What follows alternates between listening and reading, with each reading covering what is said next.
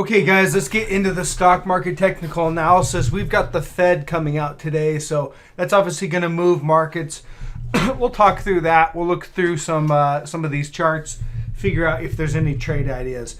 Now, in general, on a big news day like today where you have the Fed coming out, because the market, for the most part, really for the last decade has been trading on the Fed, and that's it. The whole game is the Fed. It's not really jobs. It's not really corporate earnings. In the short term, yes, but in general, it is the Fed going to, do quantitative easing and ease, or are they going to raise? And in general, the market just is continuing to look for when the Fed is going to potentially ease. And that's really what's in play right now as well. The market has pretty much priced in the fact that the Fed is going to be cutting rates next year. And so that's basically what the market's really looking for, all right? So if we don't get that, we don't start to see signs that the Fed is going to cut, then, the market's likely going to start to reprice. Let's look at this this Fed Watch tool. You can find this at CME Group.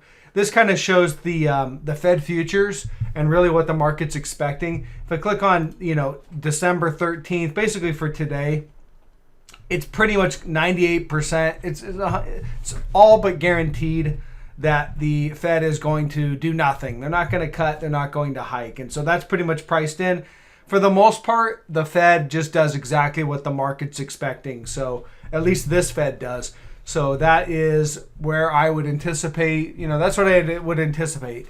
If they hike, which, again, not likely and not priced in, but if they hike, then markets should crash. And if they cut, the markets should rally pretty strong. So just that's, the knee-jerk reaction, regardless, might be a whipsaw. But in general, if they hike, markets should crash over the next few days. And if they cut, markets should rally. If I go to January, the next meeting, you can see, again, same interest rate. So they're pricing in that they won't do anything in January. They'll just hold. If I go to March, you can see this is where we're starting to see a little bit of a change. We've got right now, the majority thinks the Fed's going to hold, but it's a slight majority. And just close runner-up, you've got a 25 basis point cut. Okay, so that's March. And if I go to May, again, the majority there is pricing in a cut, 25 basis point cut. So by spring, the market is anticipating that we have actually have a cut. Okay, so back to the charts. Triple Qs. If on the daily, we have divergence. It's just barely there. It's just you can see there's your former high, and there is kind of where we're trading at right now on the PPO. RSI, that's the RSI, and the PPO has divergence. It's just barely there. No sell signals, though. Again, we continue. There's been no real short trade here on Triple Qs for a while. I did point out that when we gapped up right here, we had the potential for an island cluster top. That's what I was thinking we were going to get, but I did mention that, okay, we could pop up and make a new high while still kind of keeping that. This price action here, this drift into the Fed, pretty low volume, but it's literally just been kind of this grindy drift higher. It's holiday trading. So we still have the potential for the island cluster top, but the pattern doesn't look that great. So, I'm not counting on it. As of right now, there's just no sell signal. There's just no reason to be short just from this chart. Now, we do know that, we're pretty overbought. And in general, the volatilities, I know the VIX is extremely low. So from those really lows, you can get those big moves down. But there's just nothing in the chart as of right now that tells me that I want to short. Now, that could change after the Fed. Here's the hourly chart on Triple Qs. You can see we're just kind of marching up this in the last week or so into the Fed. I really got this as the trend line. This is just that grindy move higher where it's just been really pretty much an algorithmic bid. Not very impulsive, but just kind of that float. And, you know, so we break that. We're probably going to come back down to this support level about 383.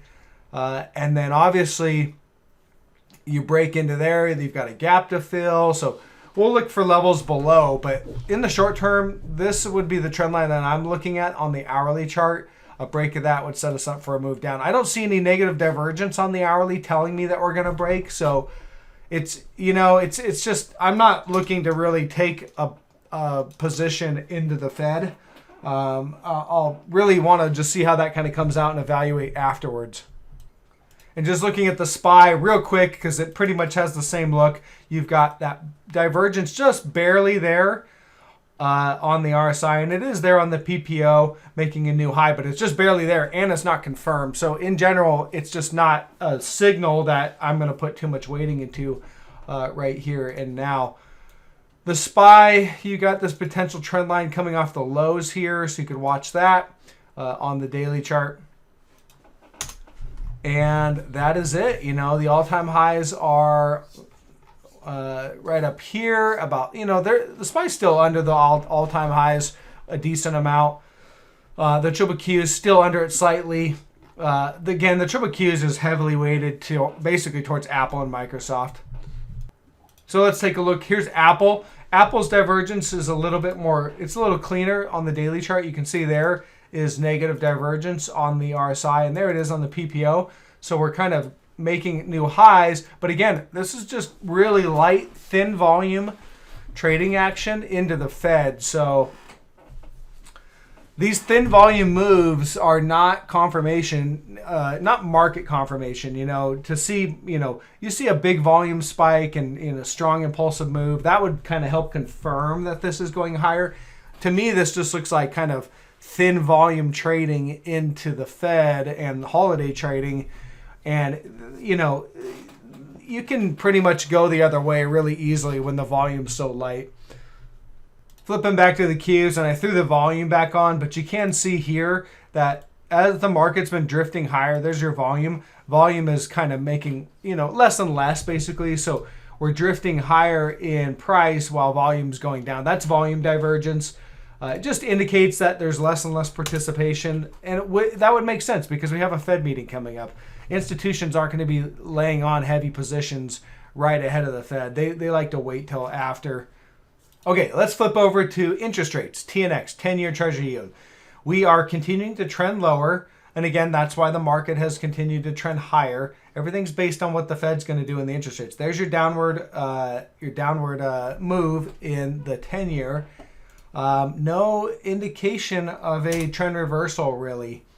Nothing that I can see as of right now. So watch this trend line. That might be something that we can, you know, keep an eye on. We're kind of at support. I do see some horizontal support in the interest rates right in here. And look, there's a reaction. So this was resistance. There's some support. I think we're at a key level, and we did get a reaction here as well. So maybe it wants to dip down and hit the 200, maybe not. I don't know.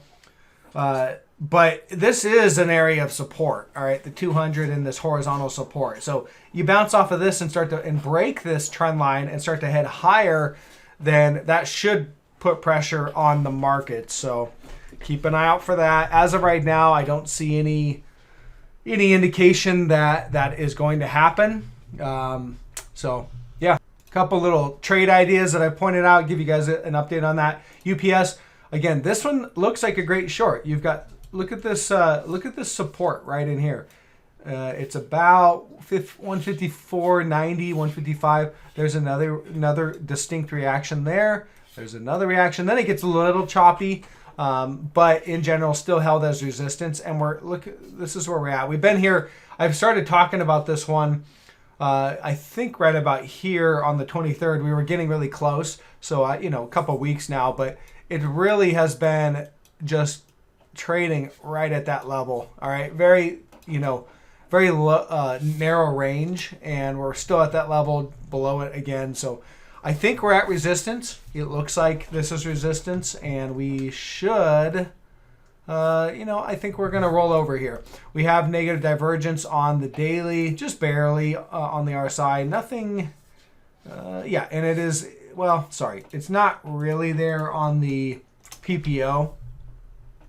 If I kind of roll out, it's not really there on the PPO. So I don't know. It's resistance. We've got divergence. It's objective to be short here. It doesn't mean it's going to work out. And obviously the Fed can kind of foil this pattern. So, you know, if the Fed wants to come out and be uber dovish and the market loves it, then we might foil this and this could, you know, continue to rally and that's it. But as of right now, with all these distinct reactions at that level, at a minimum, I would think we'd have a pullback, and I would, you know, that's what I'd be looking for at a minimum. LLY, this one looked like we had an impulsive sell signal the other day. You can see here on this trend line, you've got nice, solid, distinct support along the trend line. We've broken that trend line, but it's just been this like float basically. And so again, I think that's just consistent with that holiday float we've seen. There's just no sellers. There's not a lot of buyers either, but there's just a trickle of buyers. There's always going to be, you know, in general, there's always that consistent bid. You've got 401k money, stuff like that. It's always flowing into longs. And when you have low volume, you get that kind of lift. So that's what that looks like. But this looked like a sell signal to me. It was actually way down here at one point. So that was a nice impulsive sell down.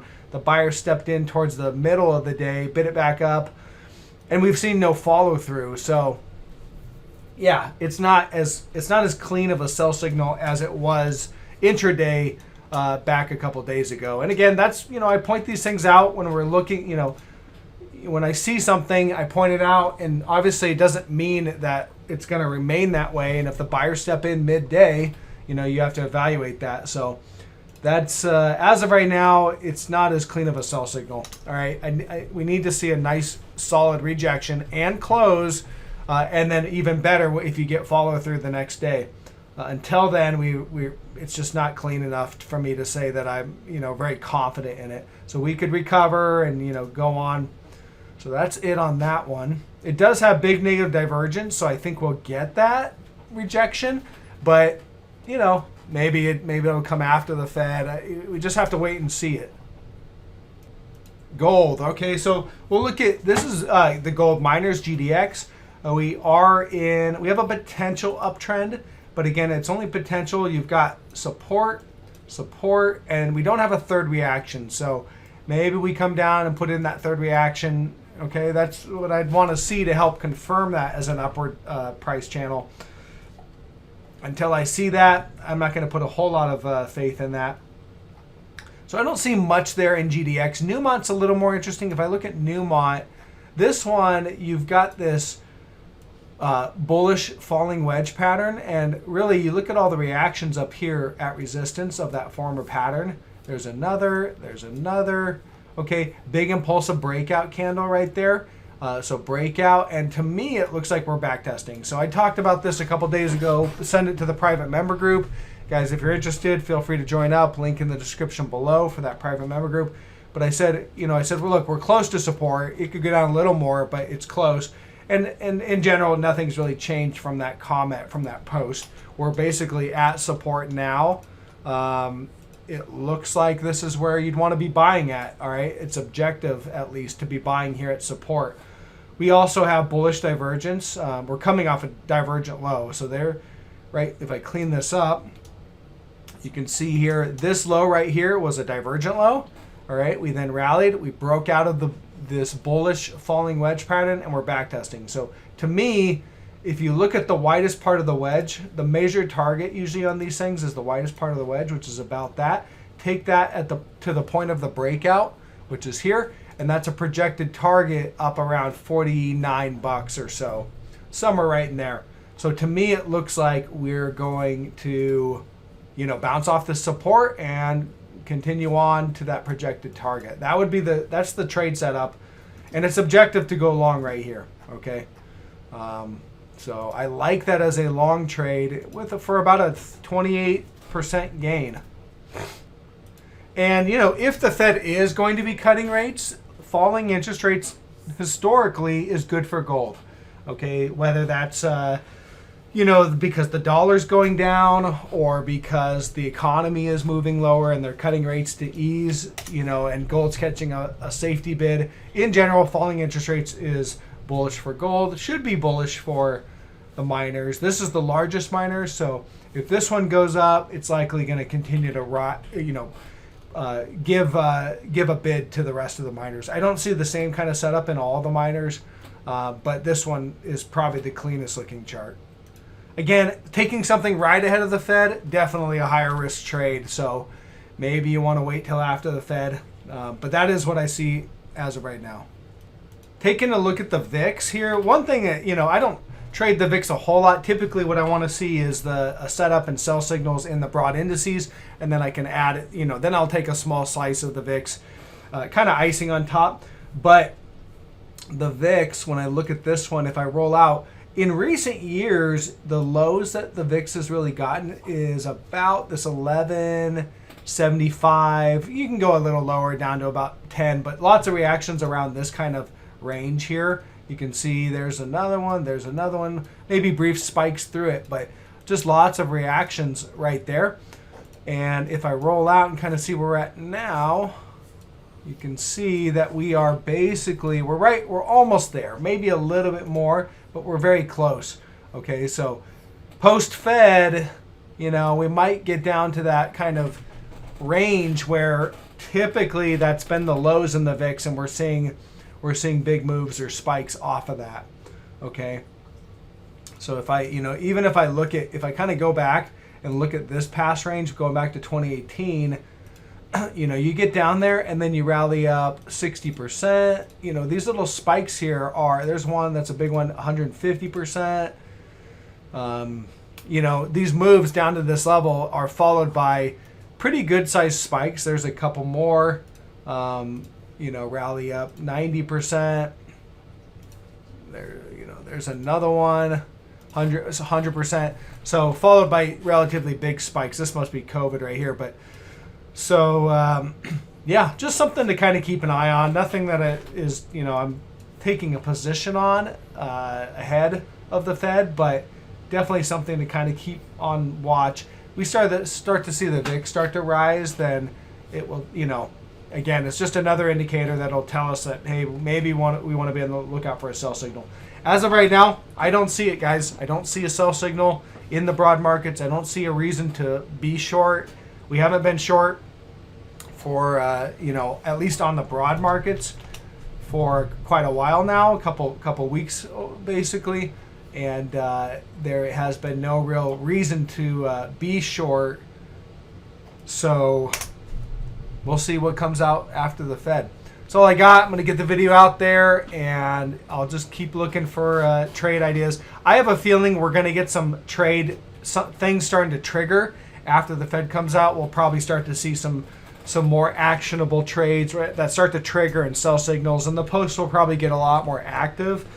We've been just floating and grinding for a couple weeks now, so we will keep an eye on it, and I'll get the video.